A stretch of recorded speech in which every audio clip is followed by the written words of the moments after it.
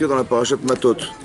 Vaïdaber Hachem et Moshe les morts. Donc Hachem a dit à Moshe, Nekom Nikmat Ben Israël, va venger la vengeance des enfants d'Israël, mettre à Midianim contre les Midianim. Achat Yasef El Amecha, et après tu mourras. Donc il a dit, tu vas faire la guerre contre les Midianim, parce que les Midianim, c'est eux qui ont corrompu par le biais de Bilham. Vous voyez, les Ben Israël, il les a complètement. Donc ils sont tombés dans la déchéance.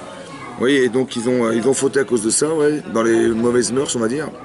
Et à la suite de ça, hein, il y a une épidémie qui s'est déclenchée dans le peuple d'Israël. Et là-bas, c'est marqué, Hachem a demandé à Moshe d'aller, entre guillemets, venger, ça veut dire d'aller permettre aux Bnei Israël de retrouver leur statut, quoi, de faire la justice, en fait, contre Midian. Vaïdaber Moshe à l'Aram, et après il a dit, après tu mourras. D'abord, c'est bizarre qu'il lui ait dit, tu vas faire une mitzvah d'aller faire la guerre, et après tu mourras. Est-ce qu'on dit aux gens qui vont mourir? C'est pas une angoisse, ça, hein? Donc c'est bizarre qu'Hachem il ait dit une chose pareille. Ça lui a mis une pression supplémentaire.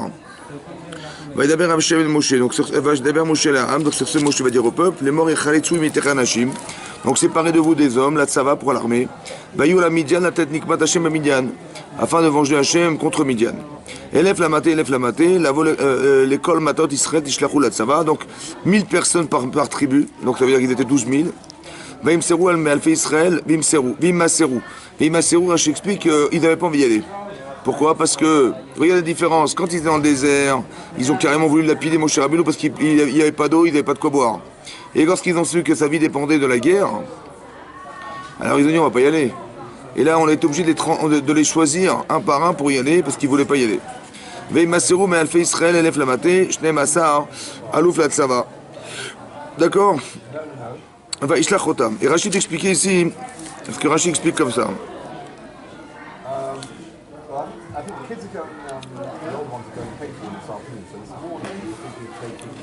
Voilà. Rachid dit comme ça, hein. Voilà.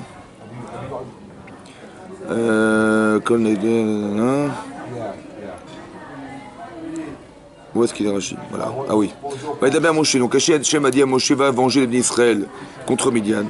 C'est marqué à Falpi chez Shama chez Mitatot le Badavar. Rachid explique bien que sa mort dépendait de la chose. C'est-à-dire qu'il savait pertinemment Moshe que s'il allait faire la guerre, il allait mourir. S'il gagnait la guerre, il allait mourir. Vous voyez quand bien même Asa Bissimcha Velo Yicher. Il l'a fait avec joie. Il n'a pas Velo Yicher. Il n'a pas tardé à faire. C'est normal, hein? C'est normal ou pas? Il sait que sa vie dépend de la guerre, sa mort dépend de la guerre, et il va y aller Bessimcha. Il va pas y aller avec l'angoisse, il va y aller avec la joie. Comment c'est possible? Il leur dit on va y aller, on ira en fin d'après-midi. Ça va? Non, il a dit on va y aller tout de suite. Ça va? Comment ça se fait qu'il a été Bessimcha sachant que sa vie dépendait de cette guerre? Comment on arrive à trouver de la joie dans l'angoisse? Il va dire, je n'ai pas le choix, j'ai obligé de suivre la voie d'Hachem, donc j'ai pas le choix, mais on ne peut pas dire qu'il a été avec joie. Il a été avec l'angoisse. L'angoisse d'avoir dû suivre la volonté d'Hachem, c'est ça ou pas? Oui ou non? Alors c'est quoi la simcha? Comment ça se traduit? Comment on peut avoir de la joie de quelque chose qui tue l'angoisse en soi? Il était confiant qu'après il va te retrouver un monde meilleur. Comment? Il était confiant qu'après il va trouver quelque chose de bien. Après la mort? Ben, c'est pas naturel, c'est pas un sentiment naturel. Alors, comment on explique ça? Par exemple, à Kedat Yitzhak, c'est pareil. Hachem va dire à Abraham une chose incohérente. Il lui dit prends ton fils, tue-le. Ça va? Amène-le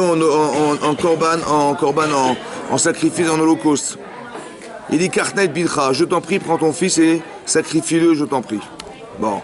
Il y a marqué là-bas dans la Torah qu'à la suite de ça, Vayeshkem Avram Aboker. Il s'est levé tôt le matin pour faire la mitzvah d'aller tuer son fils. D'abord, il s'est levé tôt le matin. Bizarre. Tôt le matin. Il a dit, ouais, il faut que j'y aille vite, parce que... Et deuxièmement, il s'est levé tôt, donc s'il s'est levé tôt, c'est qu'il a dormi. Comment il a trouvé le sommeil? Ça va? Ça va, c'est ça. Comment il a fait? C'est pareil. Rachid Bessimcha, Isdarez. Il s'est pressé de faire la mitzvah, il s'est pressé d'aller tuer son enfant. Alors oui, il est fou, ou alors j'ai pas compris. Comment ça marche? Comment on peut avoir la joie de faire une mitzvah qui va à l'encontre d'un projet personnel? Parce que son fils, c'est pas son fils seulement, hein, bien sûr que c'est son fils, mais Abraham, il a quand même un enfant qui va être la conséquence évidente de toute la voda qu'il a fait derrière. Le clan Israël, il va dépendre de cet enfant. Tous les projets personnels qu'il avait, tous les sacrifices personnels qu'il a fait, toutes les prières qu'il a fait, tout ce qu'il a espéré avoir, c'est son enfant, n'est-ce pas? Il était par son enfant, il est par son enfant, il sera par son enfant. Et là, on lui demande d'éliminer tout ce qui est, comment dire, la raison d'être profonde de sa réalité. Comment il peut détruire tout ça et être content? C'est impossible. Comment vous comprenez ça, vous? Hein? Mais comment tu le comprends, ça? Si demain Hachem il te demande de sauter en parachute, tu sautes ou pas? Hein? Tu sautes ou pas? Tu sautes ou pas? Est-ce que même si tu dois sauter, tu es content? Ou tu dis oui, je vais y aller, je vais y aller. Il m'a dit de le faire, je vais y aller. Tu vas y aller, mais à contre-courant de ce que tu veux. Oui, non. Alors, comment ça s'explique? Comment on peut avoir la joie d'aller contre soi-même? Comment on peut avoir la joie d'aller contre une souffrance? C'est ça que je comprends. Ça va, c'est quoi la simcha ici? C'est pas compréhensible, on a du mal à comprendre. Alors, partez du principe comme ça. Derrière une épreuve, il y a un devenir. Voilà. Abraham Avinu, avant l'épreuve, qu'est-ce qu'il est Abraham Avinu? C'est un intellectuel, Abraham, c'est un intellectuel, c'est un philosophe. Il va dire aux gens, soyez logiques, arrêtez de faire des bêtises dans vos vies, arrêtez de sacrifier vos enfants parce que vous avez des problèmes personnels. L'autre il tombe malade, il a la fièvre, il dit non mais Dieu il n'est pas content, il dit je vais lui donner un grand cadeau comme ça il va se contenter de ce que je lui donne, je vais lui montrer que je l'aime. A priori Hachem il n'est pas content contre moi, ou je suis pas le bon Dieu là-bas, ou je sais pas quel Dieu là-bas. Il dit je vais donner mon fils en sacrifice comme ça, hein. Je vais lui montrer mon amour, je lui donne tout ce que j'ai. Abraham il a dit mais vous êtes malade, vous n'allez pas donner vos enfants, la vie de vos enfants, ouais, vous allez rendre tributaire vos problèmes personnels sous la vie de vos enfants, mais ils ont besoin de vivre, c'est parce que tu as un problème que tu vas tuer ton fils quand même. Ouais. Soyez logique. Son père il fait des idoles. Il vend des idoles qu'il fabrique lui-même, ça va. Une petite vieille elle vient, elle dit tiens je voudrais offrir une offrande à l'idole, comme ça Midrash il dit, ouais. Et Abraham il était là, il gardait le magasin de son père, d'idole. Et la vieille elle dit ben j'aimerais vous offrir une offrande à une idole, quelle est la plus belle, la plus vieille, la plus... Il dit, bah écoutez, voilà la plus grande, alors elle y va. Il dit, vous savez madame, cette idole, ouais, mon père il l'a fabriquée ce matin. Vous êtes plus vieille que l'idole. Vous allez offrir quelque chose à incohérence, tu vois. Donc il a raisonné, il était logique, Abraham était logique. Donc il a dit aux gens, soyez logiques et arrêtez de faire des bêtises dans vos vies. Et c'est comme ça qu'il est entré dans le judaïsme, d'accord? Que la raison d'être du monde, vous croyez que par hasard tout est là, donc c'était logique. Mais là on lui demande de faire quelque chose qui est complètement incohérent, qui est contraire à la logique. Prends ton enfant et tue-le. D'abord, la pourra tuer les gens. D'abord, ça fait partie des 10 commandements. Et à part ça, tuer son propre enfant, il faut y aller. Hein. Enfin, l'enfant que tu aimes. L'enfant, l'yachid, c'est quoi yachid? Unique, ça veut dire qu'il a dit, Hachem, il a dit, prends ton enfant unique, tu n'auras pas d'autre. Mais hier, il lui a dit, lève les yeux au ciel, regarde les étoiles. Tu vois les étoiles?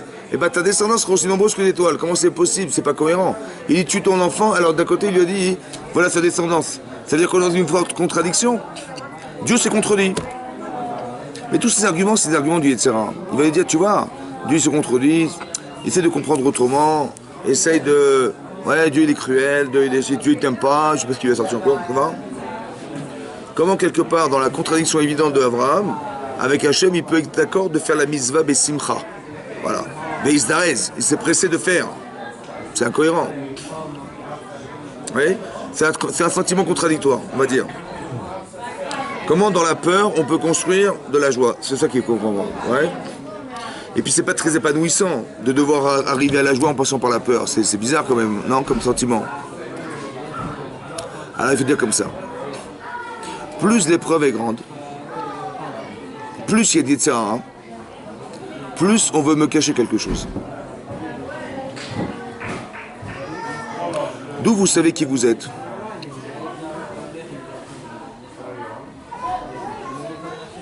D'où vous savez ce que vous devez faire dans la vie? Est-ce que vous savez ce que vous devez faire dans la vie? Vous savez ou pas? Qu'est-ce qu'on attend de vous? Vous le savez ou pas? Comment vous allez le savoir? Hein? Comment? À la fin. Alors vous allez le savoir tout de suite. C'est votre Yetzirah qui va vous le dire. Parce que c'est marqué dans le Yengman, en Souka, qui dit là-bas que Akadosh Baruch Hu Akara Otora. Hachem il a appelé le Yetzirah une créature mauvaise. C'est Hachem qui l'a créé Ra. Ra, ça veut dire mauvaise. Ça va? C'est lui qui l'a appelée mauvaise. Et le Yitzhara, il nommé Tzapé la mytho. Il veut tuer le tzaddik. Le Yitzhara, il veut tuer le tzaddik. Tuer le tzaddik. D'un autre côté, dans le Midrash Rabbah, c'est marqué, dans la paracha de Bereshit, à la fin de la création du monde, le 6e jour, c'est marqué Iné Tov Meod. Voilà que c'était excellent. Les jours de la création, on a dit Tov, Tov à chaque fois, sauf le 2e jour. Mais à la fin du 6e jour, on a dit Iné Tov Meod. Tov Meod, ça veut dire hein? Très bien. Le Midrash demande, mais qu'est-ce qui est très bien? Ouais, qu'est-ce qui est Tov Meod? Il dit, le Yetzerara, il est Tov Meod. D'un côté, il est Ra. Oui. Et d'un côté, il est Tov Meod. Comment il peut être Ra à la fois et Tov Meod? Comment il peut être Ra et Tov Meod? Comment c'est possible? Si c'est mal, c'est mal. Ça peut pas être mal et bien. C'est très bien. C'est pas bien, hein, c'est très bien.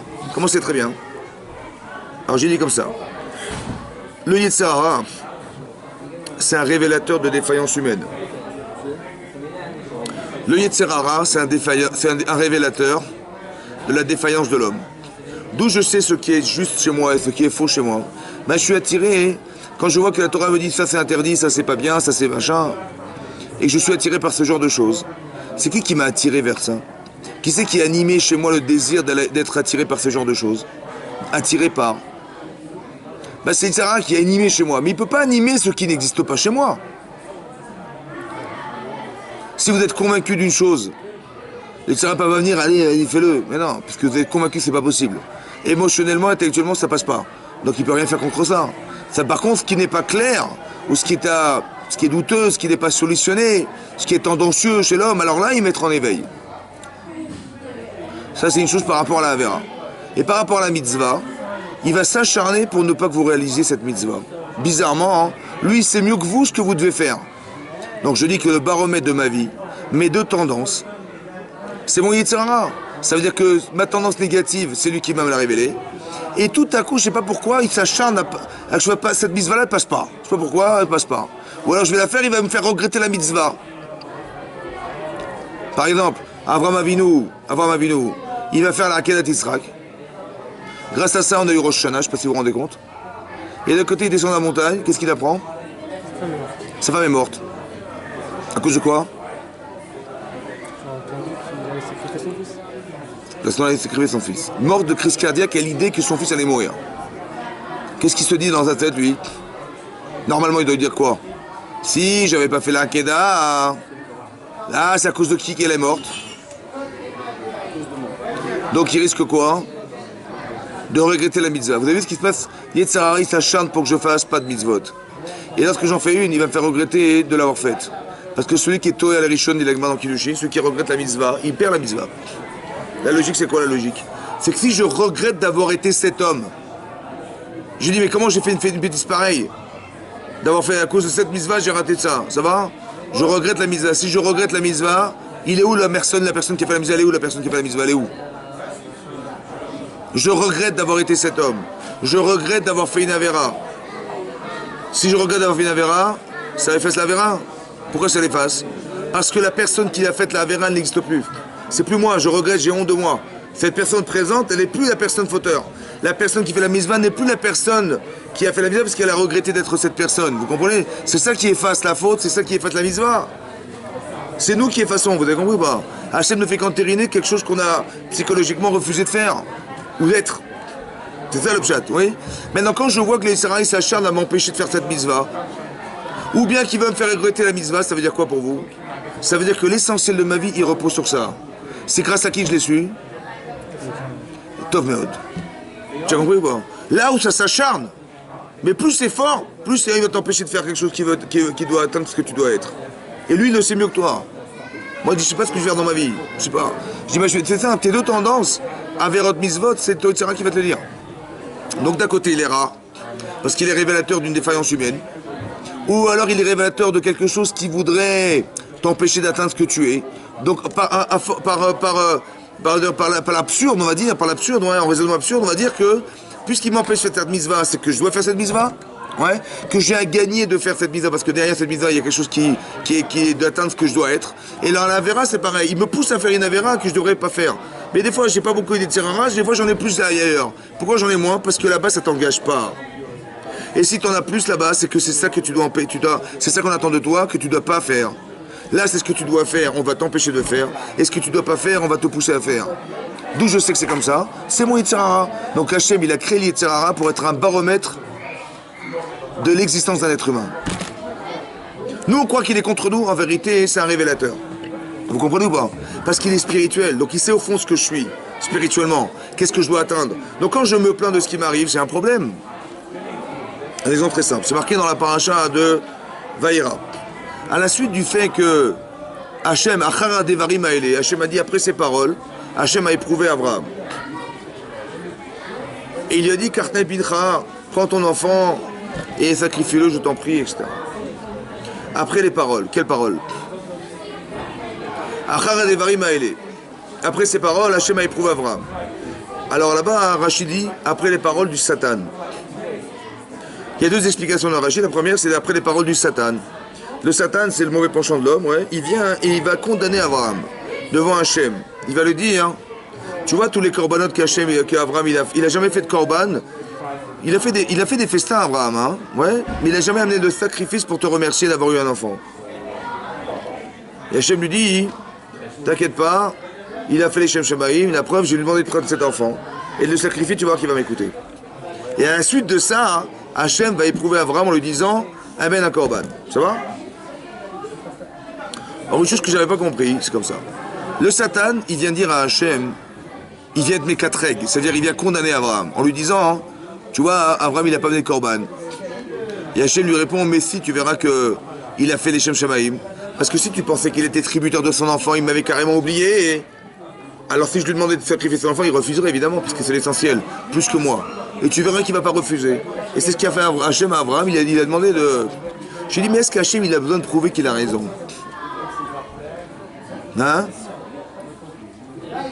Hein? Hachem il a besoin de prouver au Satan qu'il a raison? S'il a raison, il a qu'à dire au Satan, écoute, tu t'es couré, c'est pas ça. Et Abraham, il a eu raison de le faire, c'est tout. Basta, après j'ai besoin d'éprouver Abraham. Qu'est-ce que ça a à voir avec Abraham? Qu'est-ce que ça a à voir avec Abraham? Il fallait simplement dire au Satan, qui est le mauvais penchant de l'homme, ouais, écoute, tu n'as pas compris, c'est pas ça, il a fait le Shem Shamaïm, pas de problème. Pourquoi Hachem il a besoin de prouver qu'il a raison? C'est pas cohérent dans le texte de Rashi. Et il dit, je vais te montrer, comme si je vais te montrer que j'ai raison, regarde, bouge pas, regarde. Tiens, Abraham, prends ton fils, tu sacrifies-le, tu vois, regarde, tu vois ce qu'il regarde, tu vois, il y va. Alors, tu vois, j'avais raison. Bon, c'est un problème. Quand il est monté à Sinaï, Moshe Rabbeinu, Ouais. les anges, il dit, qu'est-ce que tu viens faire là, toi, ici, là? Ouais, Alors, réponds-leur. Hachem, il dit, réponds-leur. très bien. Est-ce que vous n'avez pas des parents? Est-ce que vous travaillez? Alors, c'est pareil. C'est la même question. Ça veut dire aux anges, taisez-vous. Très bien. Alors, C'est ça vient même. la même question. C'est pas une réponse, c'est une question que vous posez. C'est une question ou une réponse? Non, la question, justement. C'est une réponse que vous dites ou c'est une question que vous posez? Comment ça se fait que si Hachem il sait ce qu'il fait, il a besoin de demander à Abraham à Moshe Rabbeinu de se justifier? C'est pareil pour le justifier pour le Coran, pourquoi il n'a pas offert de... Mais à quoi ça sert puisqu'Hachem lui a dit non t'inquiète pas, il a fait le Shem Shamaïm? Si Hachem il le sait, il n'a pas besoin de faire d'éprouver Abraham. Et pour Arsinaï, alors? C'est pareil, la même question. C'est la même question. Alors? C'est quoi le Satan? On dit le Satan, c'est le révélateur de l'être humain. Le Satan, c'est ce qu'un homme il est au fond de lui-même. Ça va? Le combat qu'un homme fait avec soi-même, c'est le combat qui est révélateur de la question du Satan en fait. Le Satan il me dit mais tu vas quand même pas tuer ton fils. Ouais. En vérité c'est pas le Satan qui parle, c'est ma conscience éveillée par le Satan qui me dit mais tu vas quand même pas faire un truc pareil. Tu vas pas sacrifier ton fils. Dieu se contredit. Toutes les questions qu'on se pose dans la vie, on croit que c'est nous en fait, mais c'est éveillé par quelque chose qui est une contradiction qui est émotionnellement insupportable. Vous comprenez ça? C'est ça le Satan. Il y a un ange qui vient et qui éveille en moi des choses. Mais la question que je me pose, c'est la contradiction que me propose le Satan. Maintenant, lui, il éveille en moi quelque chose. Donc, si le Satan est le révélateur de la défaillance d'Abraham, oui ou non? Donc, qui c'est qui parle à Hachem? Abraham. Vous comprenez ou pas? Si le Satan il dit mais il n'a pas amené de corban Abraham, mais qui c'est qui pose la question? Dans l'inconscient de Abraham il se reprochait entre guillemets inconsciemment de ne pas avoir amené un corban. C'est ça qui est marqué. Si le Satan, c'est le révélateur inconscient d'Abraham, quand on a du Yetzirah, moi je sais pas ce que je dois faire dans la vie. Qui c'est qui va me le dire? C'est le Satan. Ce que je dois pas faire, ce que je dois faire, c'est lui qui va me le dire. Mais lui, il sait bien pertinemment au fond de moi qui je suis. Donc il va m'empêcher de faire ce que je dois faire. Et il va me pousser à faire un truc qui me détruit. Ça va? Donc ma défaillance et ma force, c'est lui qui me l'a dite. En me refusant, en m'empêchant d'atteindre quelque chose, et en me poussant à me détruire. Ça va? Donc si le révélateur de l'intériorité d'un homme, c'est le Satan, donc qui c'est qui parle à Hachem? C'est Abraham lui-même, oui ou non? Donc qui c'est qui a demandé à être éprouvé par Hachem? Donc tu peux te plaindre demain que tu t'es éprouvé par Hachem? Tu dis mais qu'est-ce qui m'arrive? Mais t'es bête ou quoi, c'est toi qui t'as demandé?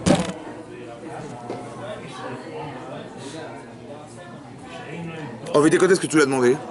Quand tu dors, où tu vas? Quand tu dors, où tu vas?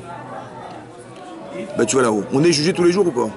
Quand c'est la Gemara dans Brachot, t'as dit on est jugé tous les jours. Quand tu montes, tu rends des comptes. Tu dis mais si je te dis comme ça, tu dis voilà, j'arrive pas à faire quelque chose dans ma vie, machin. Tu vas dire à Hachem directement, écoute, j'arrive pas à m'épanouir, j'arrive pas à faire des choses, j'arrive pas, je me plains dans ma vie, machin. Qu'est-ce que tu peux faire? Je dis ouais, y a pas de problème, je vais t'envoyer des épreuves ou je vais envoyer des circonstances qui vont faire que ça va éveiller en soi des choses.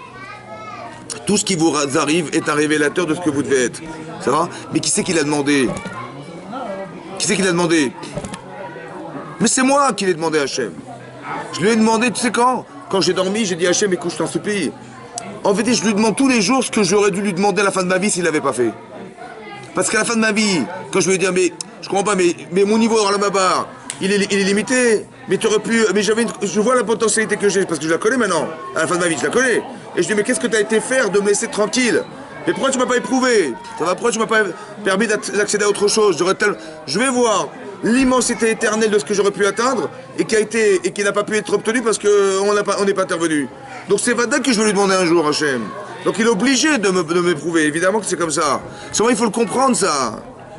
Donc quand je dors et je dis à Hachem, écoute, voilà, j'ai pas amené de korban, etc. J'aurais bien voulu que tu éveilles en moi cette notion du manque de korban, alors je vais être obligé d'aller amener un korban.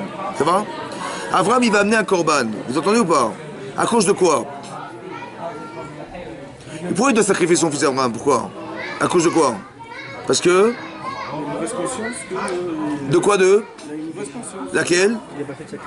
D'accord. D'un côté, il devait amener un sacrifice pour remercier Hachem. Il n'a pas fait. Qu'est-ce que dit Hachem? Qu'est-ce qu'il lui dit de faire? Combien ça coûte un korban? Combien ça coûte un agneau? Combien ça coûte un bélier, un chevreau? Combien ça coûte? Hein? Combien? 100 $. En euros, ça fait combien d'euros? Environ 120 €. Ça va? Ça coûte combien? 120 €? Combien ça coûte un enfant? Hein? C'est logique ce qu'il a dit Hachem. Ah, t'as pas amené un korban à 120 €? Amène-moi ton fils. C'est quoi là, quelle distraction? C'est quoi la logique? Hein? Tiens, t'as pas amené de korban? Amène ton fils. Je te donne 10 000 korban, pas de problème. Laisse-moi mon fils tranquille. C'est quoi le pshat? C'est pour complètement vaincre son Yetzirah, parce qu'il avait un Yetzirah sur ça. Mais c'est énormissime ce qu'on lui demande de faire, qui n'a aucune commune mesure avec ce qu'il devait faire. Oui ou non? Mais non, essayez d'être logique. Si Hachem lui demande d'amener son fils en remplacement du korban, pour moi le korban il vaut combien? 120 €. Mais mon fils combien il vaut? Pas de prix. Mais si Hachem est cohérent, s'il me dit tu aurais dû amener un korban, amène-moi ton fils. Donc combien il coûtait le korban d'Hachem pour Hachem? S'il me dit amène-moi ton fils à la place du korban, combien il valait pour Hachem le korban? Hein? Comment? Inestimable. Mais comment c'est qu'il est inestimable? Pourquoi? Dis l'inverse. Si Hachem il a demandé à Abraham d'amener le korban et qu'il sait pertinemment Hachem que le korban il vaut des milliards pour son père, et qu'il lui dit t'aurais dû amener un korban, amène-moi ton fils, c'est que le korban il valait combien? Pour Hachem? Des milliards. Mais pourquoi il vaut des milliards? Pourquoi il vaut le prix de son enfant? Pour Hachem?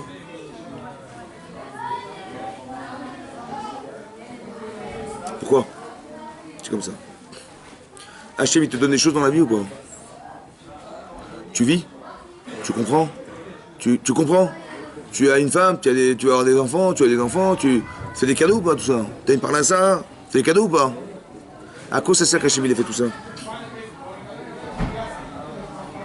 À quoi ça sert qu'Hachem il ait fait tout ça? À quoi ça sert? À quoi ça sert? Comment? À quoi ça sert qu'il ait fait ça? Pour le servir, pour le servir. Donc il te donne des cadeaux pour que tu te serves. Il t'achète quoi? C'est des moyens. Hein? Des moyens. C'est-à-dire? Est-ce que tu peux te passer de ce qu'il te donne? Tu es reconnaissant? Tu dois dire merci ou pas? Tu dois dire merci? Combien ça coûte ça? C'est ça le korban. C'est ça le korban. Ça n'a pas de prix. Parce que grâce à lui, tu vas devenir quelqu'un. Tu vas devenir quelqu'un dans le bonheur que tu vis et dans la souffrance que tu vis. Pourquoi dans la souffrance? Parce que la souffrance, ça amène une conscience que tu n'auras jamais si tu ne souffres pas. Alors je m'explique. C'est marqué dans la Gemara, dans Ta'anit. La Gemara dit comme ça. Lo ayu yamim tovim l'Israël. Il n'y a pas eu de jour plus joyeux en Israël que tout Béav, que le 15 Av et Yom Kippourim. Et le jour de Kippour. La Gemara dit Pshita. La Gemara, Pshita, ça veut dire quoi Pshita? Évidemment que Yom Kippour est un jour de Simcha. Pourquoi? Parce que c'est un jour qui est Mechaper Avon. Ça explie les fautes du cas Israël. Ce jour-là, il est un jour unique d'expression. Demain, il n'y a pas, et avant, il n'y a pas. Tu fais une avéra le lendemain de Kippour, il faut attendre Kippour prochain pour être mitkaper. C'est le jour de Kippour. Yom Kippourim. Ça va? La Gemara dit Pshita, c'est un jour de Simcha. Maintenant, Kippour fait partie des Yamim Noraim. Ça veut dire quoi Yamim Noraim? Des jours redoutables. Comment tu peux conjuguer dans ton cerveau la peur du jour et la joie du jour? Comment tu fais? Tu dis c'est des jours redoutables, donc j'ai peur du jugement d'Hachem, mais d'un côté je dois être joyeux. Comment je peux être joyeux de ce que j'ai peur? Hein? Comment tu conjugues les deux sentiments contradictoires? Alors écoutez-moi bien. La joie, elle vient de la peur. Si tu n'as pas peur de la vera et de ce que tu as fait, comment tu veux être joyeux qu'il y ait une solution à ton problème? Quelle accapara de Kippour? La joie, elle vient de la peur. Tu sais pourquoi tu dois être heureux dans ta vie? Parce que si tu as un très gros Yetzirara, c'est que tu as une grande déchama, mon vieux. Ça va? Et si tu as un grand Yetzirara, c'est que tu sais exactement ce que tu dois faire, Toda Rabba Hashem. Amen à Korban. Tout ce qui t'arrive a un sens. Toute la conscience que tu vas créer, elle est beaucoup plus forte dans la peur de rater quelque chose que sans avoir la conscience de ce que tu risques de rater. C'est pourquoi Abraham il a été Saméach. C'est pourquoi Abraham Moshe avait été Saméach. Parce que si on lui dit un truc pareil, tu vas faire la guerre et tu vas mourir. Bien sûr qu'il ne va pas y aller. Il a un grand Yitzhara pas de faire la guerre. Il a un grand Yitzhara pas de faire la guerre. Oui ou non? S'il y a un grand Yitzhara, c'est qu'il y a un truc énorme derrière.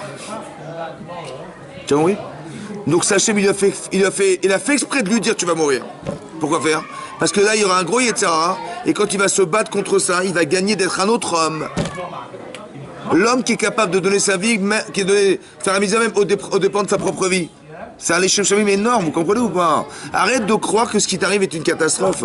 Pourquoi tu vis mal les choses au présent, alors que tu sais pertinemment que ce que tu vas devenir avec la souffrance de ce que tu endures va te faire de toi une personne différente? Pourquoi tu es dans le souvenir du passé ou du présent de ce que tu souffres et pas d'utiliser cette souffrance pour dire j'ai la capacité d'être une autre personne? Pourquoi?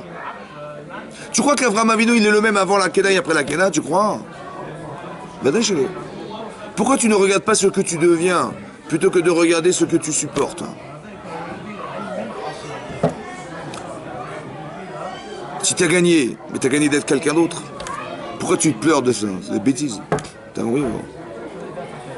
La connaissance de soi, elle passe par les tiens. C'est pour ça qu'Abraham il a eu la simcha. Pourquoi la simcha? Parce que quand je vois que c'est très dur, là il s'arrête très grand.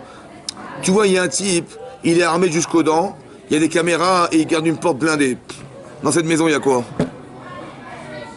Hein? Comment? Un trésor. Mais si la porte elle est cassée, entrouverte, il n'y a pas de lumière, qu'est-ce qu'il y a dans la maison? Quand tu vois qu'il n'y a pas d'Yitzhara, il n'y a rien à gagner.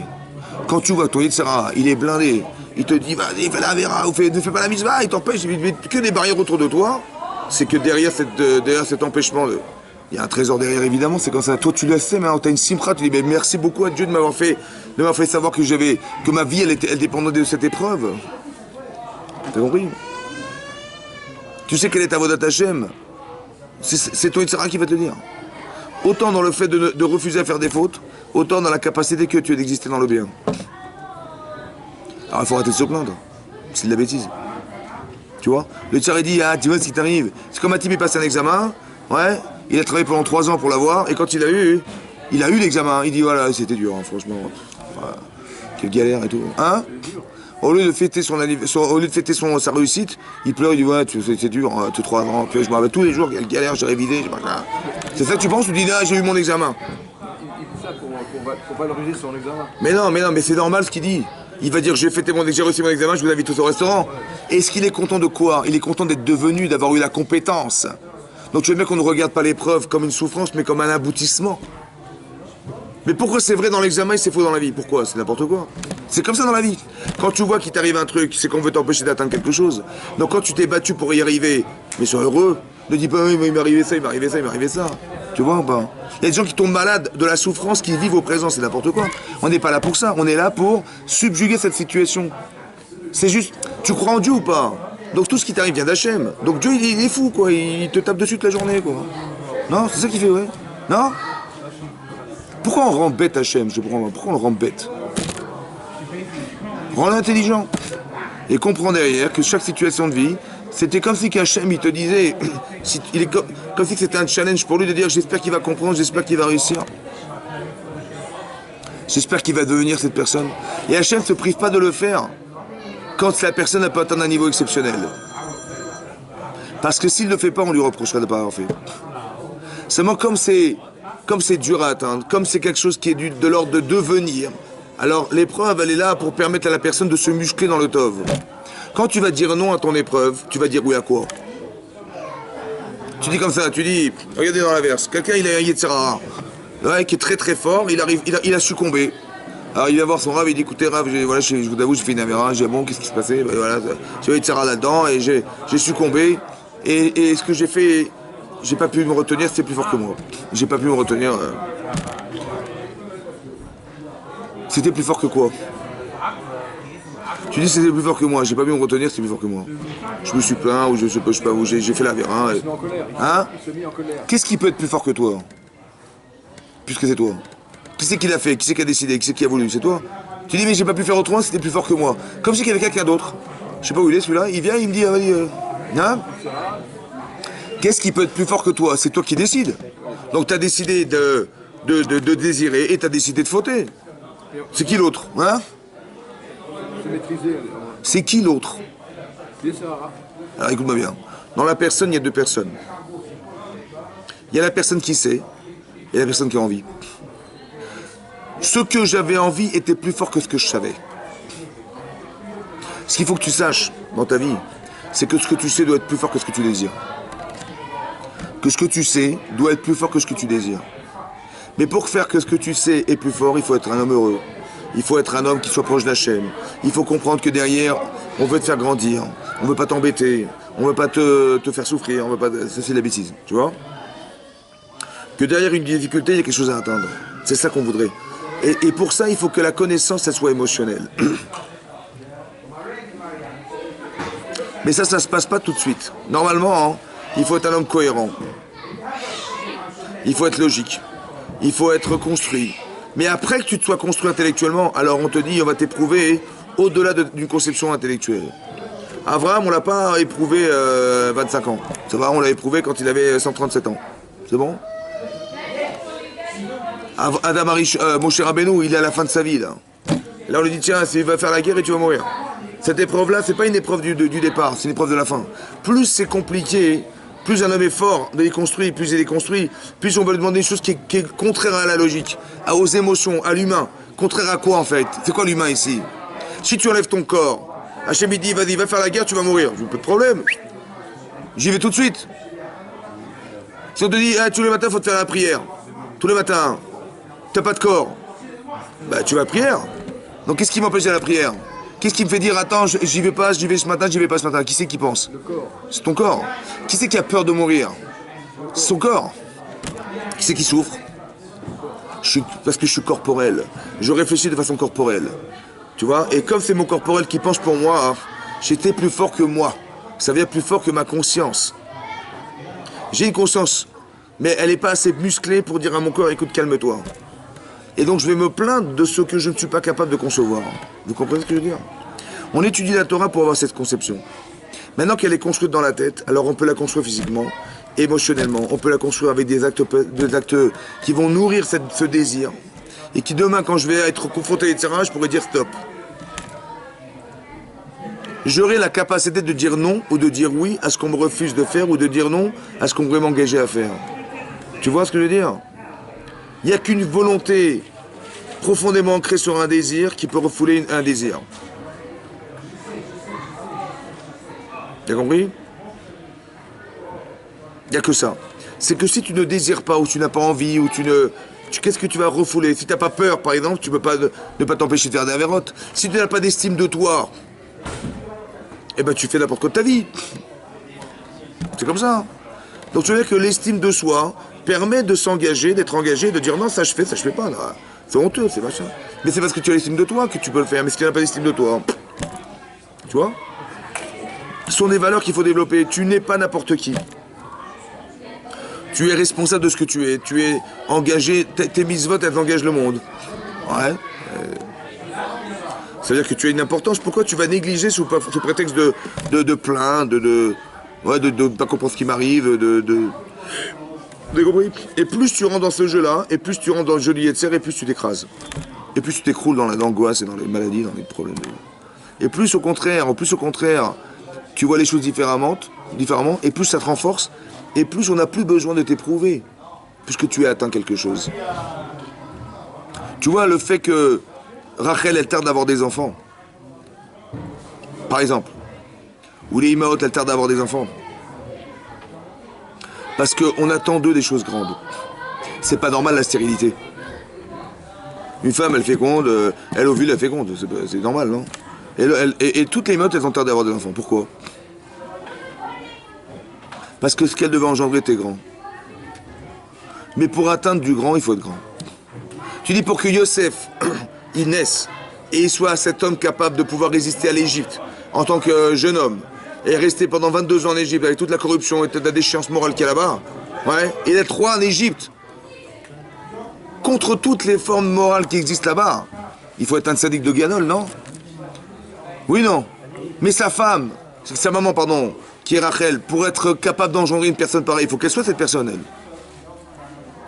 C'est pas obligé. Hein? C'est pas obligé. Tu crois? Il y a des enfants qui ont les parents. Ils sont à un niveau très, très élevé, des gens convertis, par exemple. Ouais. Parents, Ils n'avaient pas de valeur. non, mais leurs parents. Ils n'avaient pas de valeur. Non, c'est pas de valeur, mais ils n'étaient pas à un niveau extraordinaire. C'est sûr que oui. C'était des gens de Amarès. Écoute-moi bien, ça vient d'eux, soit ça vient de leur passé. Tu engendres ce que tu es. Tu comprends? Donc ça veut dire que quelque part, c'est sûr que pour atteindre ce niveau-là, donc c'est pour ça qu'Yaakov il a dit à sa femme, tu crois que je suis à la place d'Hachem? Il s'est mis en colère contre elle. Elle lui dit, mais si je n'ai pas d'enfant, mais t'es un Anochi, je suis morte. Elle lui fait un ultimatum en disant, alors ton père il a prié pour sa femme, tu pries pas pour moi? Il dit, mais moi j'ai des enfants. Ça veut dire que tu comprends bien que si je n'en avais pas, j'aurais été comme mon père, j'aurais été investi de ta souffrance. Mais je ne peux pas m'investir de la souffrance qui n'est pas la mienne, je ne peux pas. Autant que si j'ai des enfants, je n'arriverai jamais au niveau que tu dois atteindre toi. Et si je devais prier pour toi, j'aurais pas eu d'avoir d'enfants comme tu n'en as pas. Or si Hachem m'en a donné, pas toi, c'est qu'il n'y a que toi qui peux y arriver. Ne compte pas sur moi, surtout pas. Donc il la renvoie sur eux-mêmes pour qu'elle soit capable de devenir Rachel qui va engendrer Yosef. Quand c'est qu'elle était là, Yosef était là, il fallait qu'il puisse naître, il fallait qu'elle atteigne ce niveau. Tu vois ou pas? Donc la stérilité des Imaot, c'est une manière d'atteindre quelque chose qui a une proximité avec Hachem, qui fait que je fais abstraction de mon être féminin pour Hachem, comme c'est que mon corps était au service de ma volonté. Je suis plus fort que ma volonté. Tu comprends ou pas? C'est ça les Shem Shemaim. Et ça engendre des gens qui n'ont que de la résistance vis-à-vis du Olamazé. Parce qu'il n'y a pas dans l'Olamazé. L'Olamazé, il est secondaire, c'est un moyen, c'est pas un but en soi. Donc il n'y a pas de... il n'y a pas d'Arinara contre lui. C'est logique parce qu'il n'est pas tributaire de ce Olamazé. Il n'y a pas de regard négatif sur lui puisqu'il n'est pas tributaire du Olamazé. C'est ce genre de personnes qu'on veut attendre. Des gens qui n'ont pas de limite en soi et qui n'ont pas d'usure personnelle qui va faire qu'ils vont un jour disparaître. Mais ça, c'est le combat de la vie. Quand tu fais abstraction de toi, entre guillemets, de ton moi, pour quelque chose de fort, tu mets ton corps au service de quelque chose. Il est ton corps au service de quelque chose. Elle est où la limite de toi? Il n'y a plus de limite. Parce que ce que tu es corporel, qui est la limite de toi, elle est au service de l'infini, de ta volonté infinie. Donc c'est-à-dire qu'il n'y a plus de limite. C'est ça l'épreuve en fait. On voudrait te faire atteindre quelque chose. Quand tu dis je suis plus fort que mon désir, c'est que ton corps est au service de ce que tu désires faire. Mais il faut que ton corps il ait plaisir à faire. Donc si tu te plains tout le temps, il y aura tout le temps quelqu'un contre toi. C'est toi-même. Pourquoi tu te mets des barrières? Pourquoi tu t'empêches d'exister? Pourquoi tu t'enfermes dans quelque chose qui ne sert à rien? Parce que tu te plains, parce que tu m'as... Ça sert à quoi? Ça sert à rien. Ça sert à rien. Ça sert qu'à créer de l'angoisse, à créer des maladies, à créer des problèmes, à créer des machins. Pourquoi tu te plains de ce qui ne sert à rien? Au lieu de dire, mais non, ce qui m'arrive a un sens. Parce que si je me plains, c'est que Dieu s'est gouré. Si je me plains, c'est que si on croit en Dieu, ce qui m'arrive a un sens. Mais dis, mais non, ça sert à rien. Et si je me plains, c'est qu'il s'est trompé. Quand je me plains, quand je fais des manifs, c'est que le gouvernement, il s'est trompé. Ouais. Donc quand je me plains, c'est que je fais une manifestation, donc Dieu s'est gouré. C'est comme ça qu'il faut comprendre. C'est pas cohérent. C'est-à-dire que je rends bête Hachem au point de me plaindre contre lui. Quand je me plains, je me plains contre lui. Si j'ai l'aïmounat Hachem, donc Dieu existe.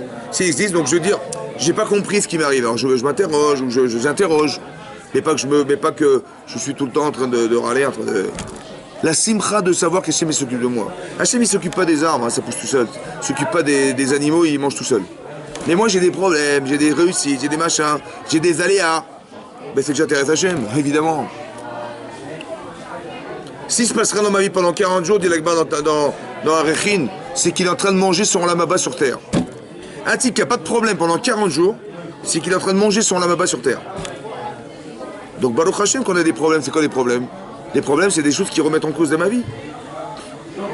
On m'interroge tous les jours, on m'interroge, alors t'as fait ça, t'as réussi ça. Mais il faut prendre dans le bon sens. Quand quelqu'un sait ce qu'il a pu devenir par un reproche, il est mieux ou il est moins bien? Il est mieux. Donc pourquoi tu ne recherches pas à ce qu'on te dise, tiens, tu seras meilleur? Pourquoi? Pourquoi tu le vis mal? Pourquoi tu le prends mal? Et plus je m'acharne, plus on s'acharne. Mais dans le bien... Par exemple, tu vois Pharaon, c'est une tête de mule. Pourquoi c'est une tête de mule? Hein? Pourquoi c'est une tête de mule? Pourquoi? Parce qu'il est roi d'Égypte. Parce qu'il est Dieu du Nil.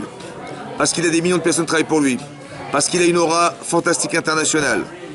Et il y a 2 personnes qui viennent lui dire, écoutez, vous avez des ouvriers qui travaillent pour vous, ça ne vous dérange pas de les libérer pour recevoir la Torah sur le mont Sinaï, dans le désert du Sinaï, pas loin de chez vous.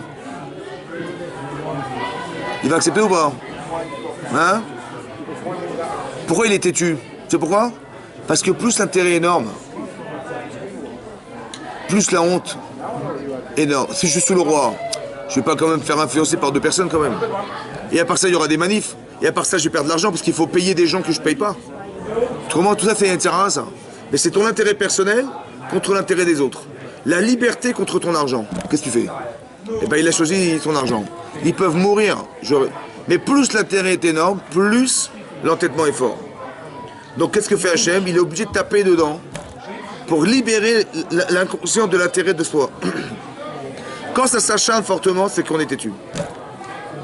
Et d'où je sais? Parce que c'est successif, ça ne s'arrête pas. Une maca toutes les 3 semaines. Tu vois? Une semaine d'atra et une maca, ça dure 3 semaines, et ta. Et ça va pas de tous les sens. Plus ça s'acharne, plus c'est révélateur qu'Hachem s'occupe de moi. Et plus il veut libérer une conscience que j'enferme. C'est dommage. Parce que c'est quoi l'enjeu? L'enjeu profond, c'est l'intérêt de soi pour autre chose. Tu vois? Quand je me plains, c'est que je suis pas content de ce qui m'arrive. Comme si le centre d'intérêt, c'était le moi. Tu comprends? Paro, il veut pas perdre du pouvoir. D'un côté, il met l'argent, d'un côté, le pouvoir, l'aura et tout ce que ça représente dans le monde. Et d'un côté, il y a des millions de personnes qui meurent des fois parce qu'ils travaillent trop. Et qui ont besoin de retrouver leur liberté. La logique, c'est quoi? T'as l'argent, t'as la liberté. Tu gardes l'argent ou tu tues les gens? Tu lâches l'argent ou tu fais vivre les gens? La cohérence, c'est de lâcher le pouvoir pour laisser vivre. Mais lui, il fait l'inverse. Il garde le pouvoir et tue les gens. Tu vois? C'est ça qu'il voulait lui faire faire Hachem. Qu'est-ce que fait Hachem dans les Makotes? Les Makotes d'Égypte, c'est de retirer du pouvoir pour ne plus avoir quoi que ce soit à défendre. Là, je défends mon pouvoir, je défends mon prestige, je défends la richesse de mon pays, je défends la aura que j'ai, je défends le fait d'avoir un pouvoir, comment dire, d'ouvrier qui travaille gratuitement pour moi, etc., etc. Vous comprenez ça? J'ai le pouvoir d'être le dieu du Nil. Maintenant, si je lâche prise, je vais être faible, mais je ne veux pas être faible. Je ne veux pas souffrir à l'idée d'être faible, donc je vais tenir tête. C'est comme ça la logique. Qu'est-ce que fait Hachem? Il rend le Nil en sang, ce que Paro est incapable de remettre en place. Maintenant qu'il n'est plus le dieu du Nil, parce qu'il est incapable de remettre de l'eau dans le Nil, donc il a été reconnu aux yeux de tous qu'il n'est pas le dieu du Nil. Donc si tu n'es pas le dieu du Nil, pourquoi tu t'acharnes? Qu'est-ce que tu as à défendre? Rien. Alors laisse tomber, lâche. Tu comprends pas? Les Makot Mistrem, c'est une manière psychologique de libérer un pouvoir et de permettre d'être cohérent dans l'essentiel de ce qui était son choix, c'est-à-dire de libérer d'Israël, parce qu'entre ton pouvoir et la liberté des gens, on va dire que c'est la liberté des gens, c'est impossible de l'avoir, parce que tu es têtu à l'idée de garder tes pouvoirs. Qu'est-ce que fait Hachem? Il enlève le pouvoir. Et qu'est-ce qui te retient? Rien. Alors là, tu peux choisir. Donc la souffrance, en vérité, c'est une manière de libérer la conscience. Et moi, j'ai cru que Dieu était contre moi. Tu as deux façons de réfléchir. Soit tu dis, tu vois ce qu'il m'a fait un sale coup, hein? Il m'a fait la honte devant tout le monde. La honte. Maintenant que tout le monde a vu que j'étais pas le dieu Nil, ah bah tu m'as fait ça, tu vois ce que je vais te faire. Je peux me venger alors qu'en vérité, j'aurais dû le prendre bien. Le Yitzhak, t'as vu ce qu'il t'a fait? Va te venger contre lui. Alors qu'en vérité, c'est l'inverse qu'il voulait faire Hachem. Il voulait dire, mais non, regarde à cause de quoi tu t'es planté. À cause du Nil. Alors je t'enlève le Nil. Soit tu vis comme une frustration, soit tu vis comme une libération d'un pouvoir contraire à ta conscience, qui est de libérer les Israël. C'est toi qui choisis. Soit tu te plains, soit tu dis merci bon Dieu, m'avoir réussi, ça m'a libéré ma conscience. C'est toi qui choisis. Tu vois, oui, bah, c'est toi qui choisis. Mais il faut comprendre intelligemment ce que fait Hachem. Et quand il détruit au fur et à mesure l'Égypte, c'est pour quoi faire? Pour dire, tu vois ce qui t'empêche de libérer ce pouvoir. On va éliminer au fur et à mesure, qu'est-ce que tu puisses dire oui. Tu puisses dire oui. C'est-à-dire, tu vois, ton pays se détruit, qu'est-ce que tu vas défendre maintenant? Pourquoi tu vas dire non? Au moins que tu aies la conscience de dire, c'était le pouvoir, plus j'enlève le pouvoir, j'élimine, qu'est-ce qui reste? Il reste la liberté des autres ou mon pouvoir? Et jusqu'à quand tu vas devoir endurer de comprendre qu'au final, c'est la liberté des gens qui est prioritaire? C'est la morale qui est prioritaire, et pas les intérêts que tu en dégages. Jusqu'à quand tu vas réfléchir dans ce sens? Jusqu'à ce qu'on détruise tout. C'est ça qu'on dit que la faute, elle tue la personne. Vous comprenez pas? Parce que par entêtement, on peut s'auto-détruire. Par entêtement. Ou bien dire, ce qui m'arrive m'a libéré.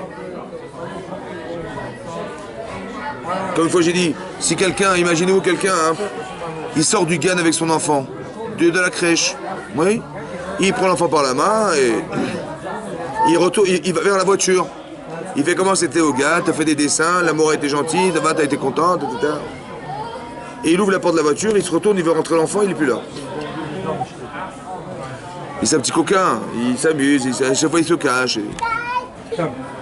Alors il le cherche derrière les arbres, derrière les voitures. Il dit c'est pas possible, il est où cet enfant? Il appelle, personne ne répond. Il commence à avoir peur. Après il dit peut-être qu'il est retourné à l'école.